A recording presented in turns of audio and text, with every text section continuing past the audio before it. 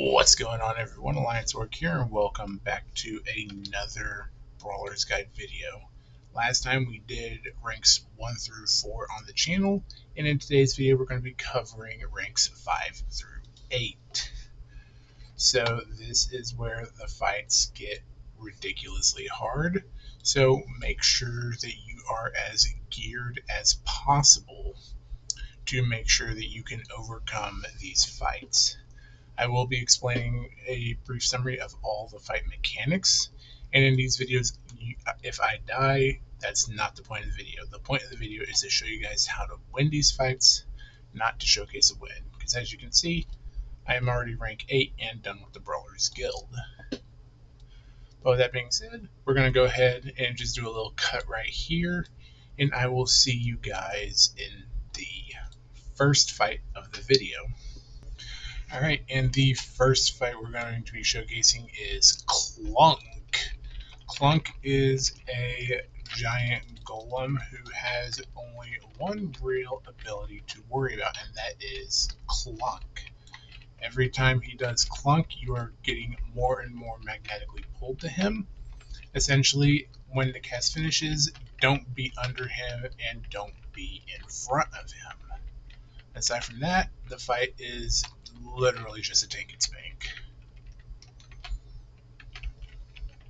Very easy way to welcome you into rank 5.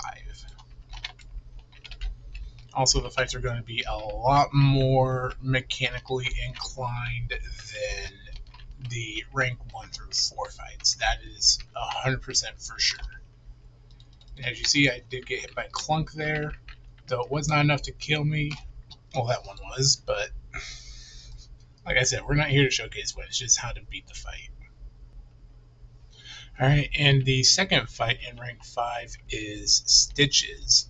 Stitches is a fairly straightforward tank and spank, though there is 2 mechanics you got to worry about. First is the green debuff you have that will kill you when it hits 10 stacks. Essentially, you just want to run out whenever you get to about 8 or so, and the boss will grip you back in and basically slow you, making it harder for you to escape the ooze on later attempts. That's why I said about 7 or 8, make sure you run out, as basically it will be optimal amount of time to get back in and not have to worry about the boss.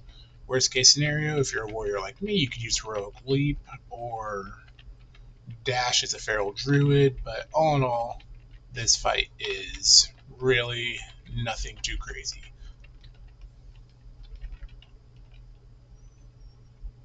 And our third boss of rank 5 is Tops. Tops is a gigantic Triceratops who will only really do one ability, and that is Dino Dash.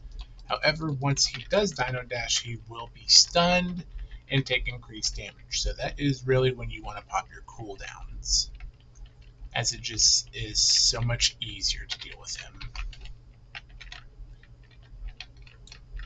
Just make sure, like I say, you don't get bowled over. Also, sometimes on Dino Dash, he will not get dazed, so just make sure you're paying attention and you don't get caught off guard. But all in all, easiest fight of rank 5 by far.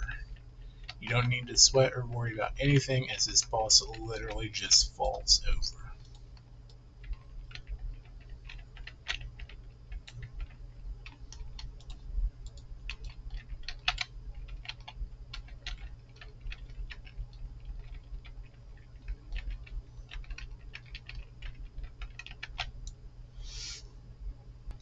And the final boss of rank 5 is Carl.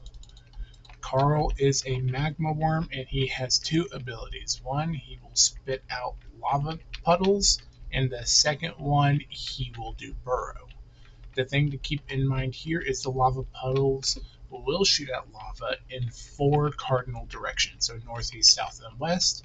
And if the waves overlap another lava puddle, then those puddles will get reignited as well. Just pay attention in the background and you'll see what I mean. But I do believe it's only like 2 or 3 of the waves get reignited from the prerequisite puddles. But essentially, you just avoid the lava waves, and Carl really doesn't do anything at all. And beating Carl will also give you access to the Brawlin Bruno mount from the Quartermaster, which is a brand new mount.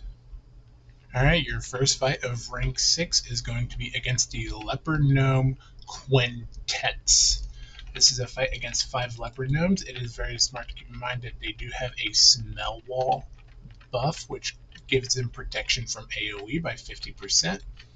But the thing they do the most is the Leprous Spew debuff.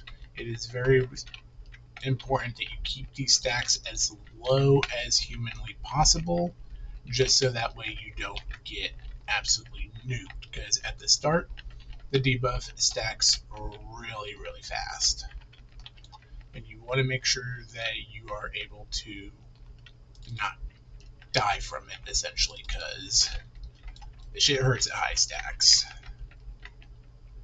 So basically about 8 or 9 stacks, you want to just try and kite them until it drops. This fight is very kite heavy. But once you defeat more and more of the Leper Gnomes, the debuff becomes easier and easier to manage as it doesn't stack up as high. Also, if you're a warrior like me, you can just impending victory every single time one of them dies, which is absolutely nice. But if you have good self-heals, this fight shouldn't prove much of an issue for you. Just don't rely too heavily on AoE, as the smell wall buff does kind of nerf you there.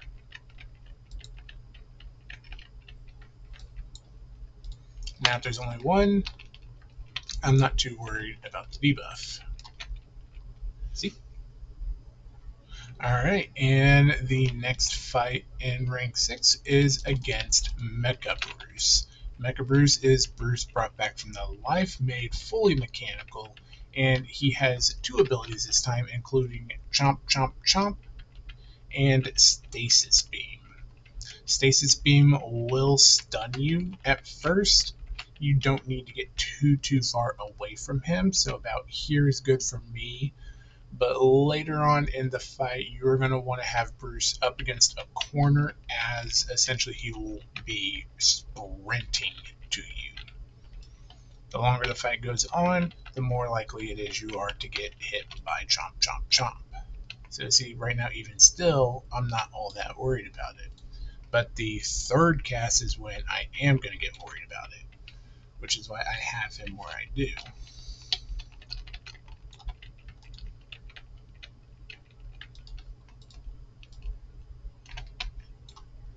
So essentially you want to go corner to corner to ensure you survive.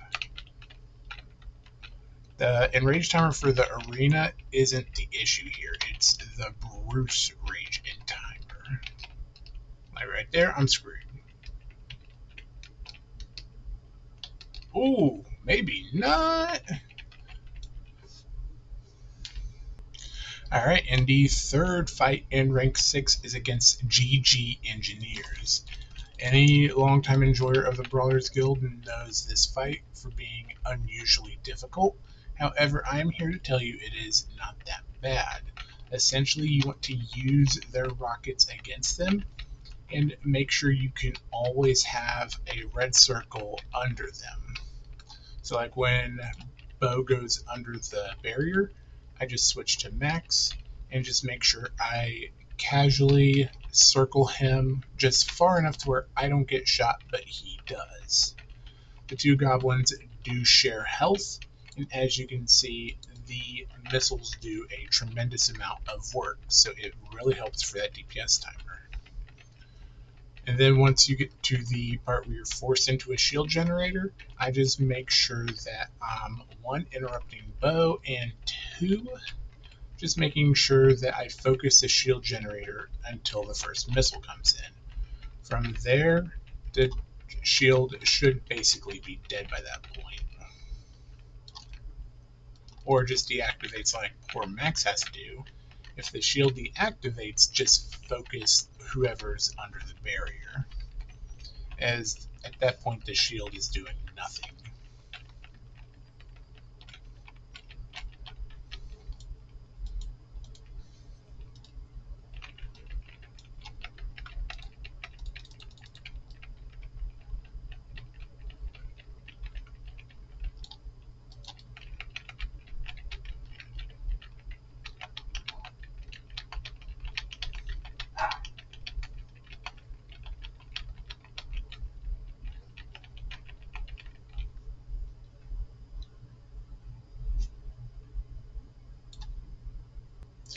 And the final fight of rank 6 is Dippy and Dupy. It is very important to note here that these are just two penguins who are going to attempt to peck your face off. Dupy's pecs are in a frontal cone, and Dippy is no different from what he was in rank 1. So just keep that in mind. So just make sure Dupy is never facing you and just cleave off of Dippy. The DPS check gets kind of crazy at this point as you are basically nearing the end of the Brawlers Guild.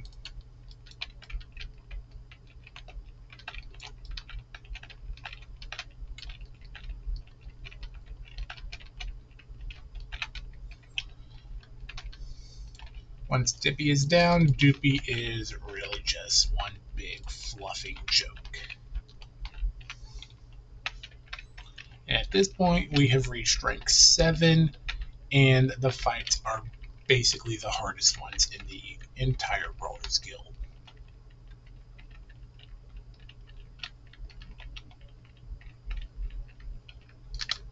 Dead penguin.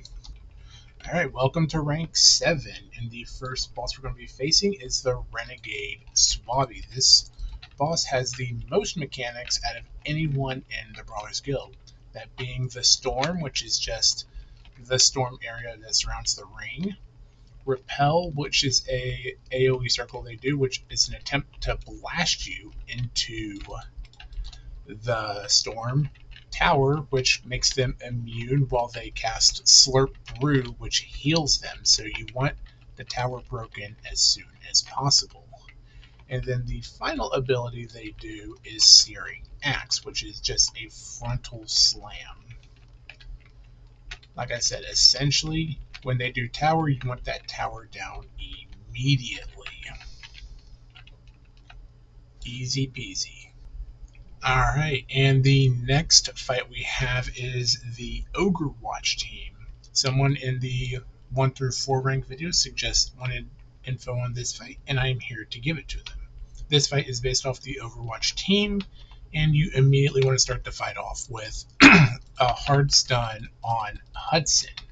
Reason being is because if you waste your time dealing with barrier projection, then you will never meet the enrage timer. Now, I did also promise some cute warrior cheese, and that is with Hudson's Tesla cannon. Originally, you want to interrupt Tesla cannon, but if you are a warrior, you can actually spell reflect it back onto him. Aside from that, he does his little jump that he likes to do, and then Stuffed Shrew is the one doing all of the explosions. As for Dull Dastardly, he is doing something you Overwatch players call an ult, and that is High Noon. If High Noon goes off, you are just immediately dead. It is not open for negotiation. So what I do is I essentially cleave partially on Hudson while prioritizing Dull Dastardly, and then save Stuffed Shrew for last, as he is the least threatening with his maniacal laugh. Also, these three are based off of Winston, Cassidy, and Junkrat from Overwatch. Just a little history lesson if y'all are curious. But yeah, all in all, this is one of the harder fights, so it is going to be a big gear check for you guys. Alright, and we are here at the penultimate fight of the Brawlers Guild, and that is Blingtron 3K.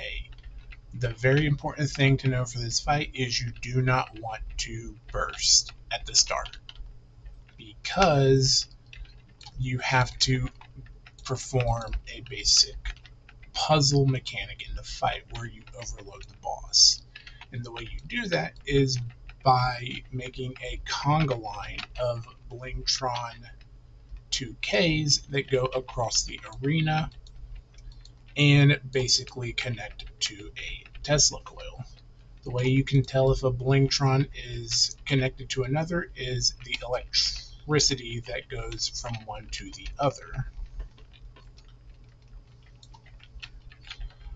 Once you have successfully made your conga line, you simply want to overload the Tesla coil and then get the hell out of the way. The reason being is that all of these 2Ks are going to explode and do insane damage if you get caught by it. Once the boss is overloaded, you are free to blow your load as he will no longer attack and take 1000% increased damage.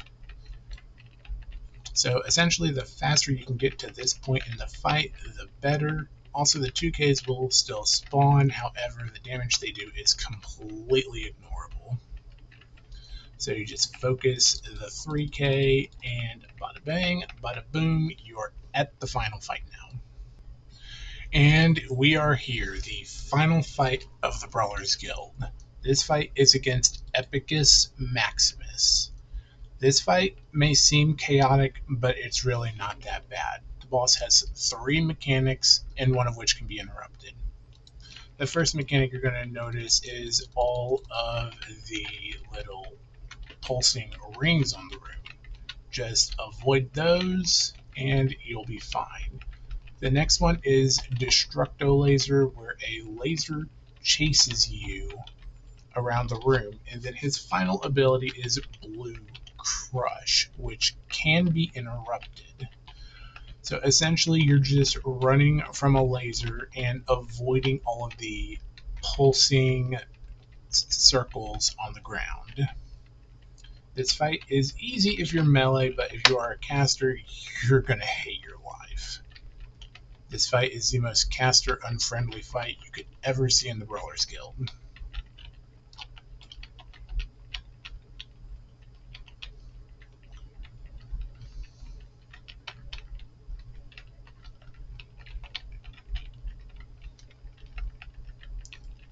And that is how you max out your rank with the Brawlers Guild.